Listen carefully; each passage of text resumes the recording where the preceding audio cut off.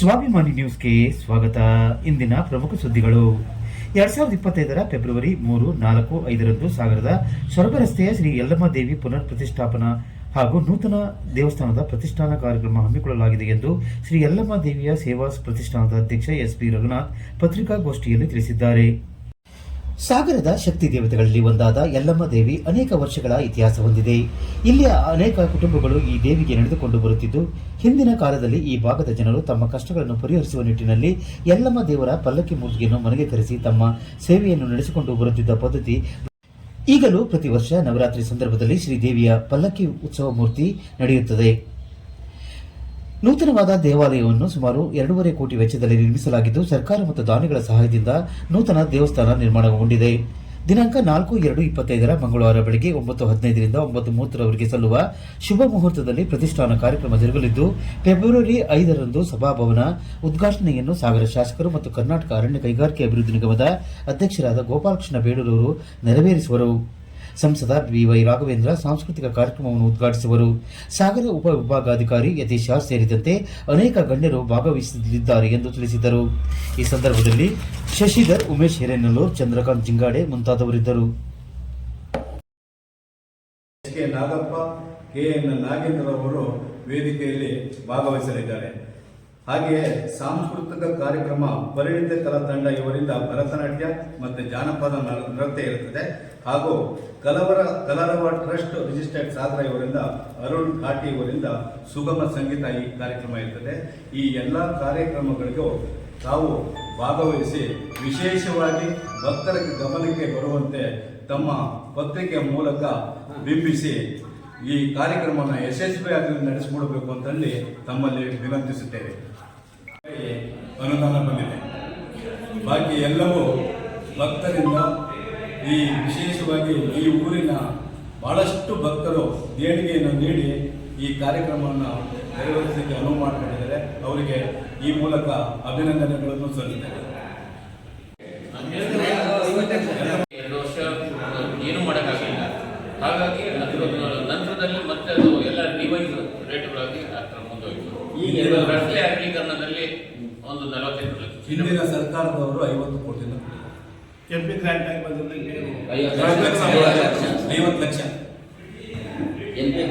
MP grant ಆಗಿ ಬಂದ ರಸ್ತೆ ಅಗಲೀಕರಣದಲ್ಲಿ 40x18 ಅಡಿ ಜಾಗ ನಮ್ಗೆ ಹೋಗಿದೆ. ಇದಕ್ಕೆ ಸುಮಾರು 49,13,000 ರೂಪಾಯಿ ನಮಗೆ ಪರಿಹಾರ ಬಂದಿದೆ.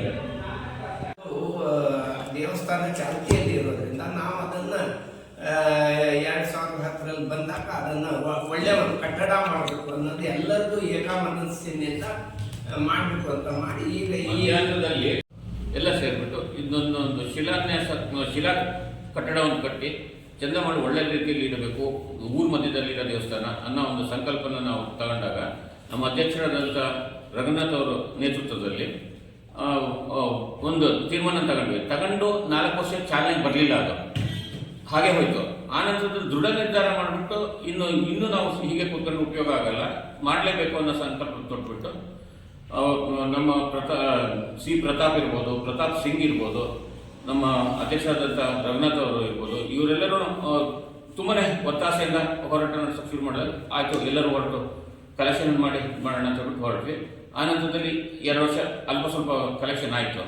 ಸ್ಟಾರ್ಟ್ ಮಾಡಿದ ನಂತರದಲ್ಲಿ ಕೋವಿಡ್ ಬಂದಿದ್ದರಿಂದ ನಮಗೆ ಅನುಭವಿಕಾಗಲಿಲ್ಲ. ಯಾಕಂದ್ರೆ ಒಂದು ಎಷ್ಟೋ ಕೊಡ್ತೀನಿ ಅಂದವ್ರಿಗೆ ಅಷ್ಟು ಕೊಡೋಕ್ಕಾಗಲಿಲ್ಲ, ಎಲ್ಲರಿಗೂ ವ್ಯವಹಾರಗಳು ಹಾಳಾಗಿದ್ವು. ಅದೇ ಟೈಮಿಗೆ ರಸ್ತೆ ಅಗಲೀಕರಣದಲ್ಲಿ ಒಂದು ಸ್ವಲ್ಪ ಹಣ ಬಂತು, ಮತ್ತು MP ಗ್ರಾಂಟನ್ನು ಸ್ವಲ್ಪ ಸಿಕ್ತು. ಅವಾಗ ಸ್ವಲ್ಪ ಧೈರ್ಯ ಬಂತು, ಸ್ಟಾರ್ಟ್ ಮಾಡಿದ್ವಿ. ಆನಂತರದಲ್ಲಿ ಭಕ್ತರು ಎಲ್ಲ ಸಮಾಜದ ಬಾಂಧವರನ್ನು ಸಹ ಈ ಕಟ್ಟಡದ ದೇಣಿಗೆಯನ್ನು ಕೊಟ್ಬಿಟ್ಟು ಸಹಕಾರ ಕೊಡ್ತಾ ಬಂದರು. ಒಂದು ಹಂತಕ್ಕೆ ಬಂತು, ಕಟ್ಟಡ ಬಂತು. ಇವಾಗ ಉದ್ಘಾಟನೆ ಲೆವೆಲ್ಗೆ ಬಂದು ಪೂರ್ಣ ಆಗಿದೆ. ನಮ್ಮ ಅಧ್ಯಕ್ಷರ ನೇತೃತ್ವದಲ್ಲಿ ಇವಾಗ 3, 4, 5ಕ್ಕೆ ಉದ್ಘಾಟನೆಯನ್ನು ಇಟ್ಕೊಂಡಿದ್ದೇವೆ. 3ನೇ ತಾರೀಕು ವಾಸ್ತು ಹೋಮ ಇರುತ್ತೆ, ಮತ್ತು ವಾಸ್ತು ಸಂಬಂಧಪಟ್ಟಂಥ ಪೂಜಾ ಕಾರ್ಯಕ್ರಮಗಳು ನಡೆಯುತ್ತೆ.